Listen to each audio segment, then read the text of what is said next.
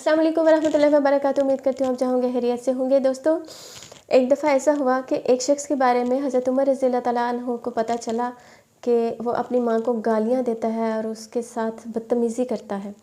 तो आपने अपने कुछ लोगों को भेजा कि वो जो शख्स है उसको आपकी खिदमत में हाज़िर किया जाए।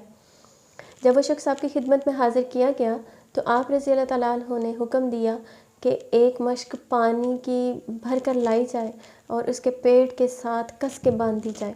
चुनांचे ऐसा ही हुआ। आपने कहा कि अब इसी मश्क के साथ तुमने चलना है, इसी मश्क के साथ तुमने फिरना है और इसी मश्क के साथ तुमने सोना, जागना और खाना भी इसी मश्क के साथ है। ये तुम्हारे पेट पे बंधी रहेगी। ये उसकी सज़ा थी क्योंकि उसने अपनी माँ को गालियाँ दी थी, माँ के साथ बदतमीज़ी की थी। एक दिन ही गुज़रा था कि वो शख्स दूसरे दिन बिलबिलाता हुआ दोबारा से हज़रत उमर रज़ियल्लाहु तआला अन्हु की खिदमत में हाज़िर हुआ और कहा कि आपकी नवाज़िश होगी अगर ये मश्क जो है ये मेरे पेट से उतार दी जाए, क्योंकि ना तो मैं खा सकता हूँ, ना पी सकता हूँ, ना मैं सो सकता हूँ, ना मैं चल फिर सकता हूँ। आपने मश्क तो नहीं उतारी, लेकिन उसका जो पानी था वो आधा कर दिया, लेकिन मश्क बदस्तूर उसके पेट से बंधी रही।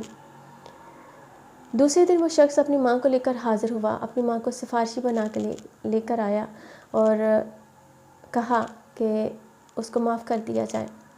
तो हज़रत उमर रज़ियल्लाहु तआला अन्हु ने उसकी माँ की तरफ इशारा करके फ़रमाया कि इसने तुझे पेट के बाहर नहीं बल्कि पेट के अंदर 9 माह तक रखा। ना वो ठीक तरह से सो सकती थी, ना ठीक तरह से खा सकती थी और ना ही ठीक तरह से चल सकती थी। फिर तू इसे मौत की सी अज़ियत देकर पैदा हुआ और 2 साल इसका खून पीता रहा, और जब अपने पाँव पर खड़ा हो गया तो इसका शुक्र अदा करने के बजाय तो इसे गालियाँ देता है, तो इसके साथ बदतमीज़ी करता है।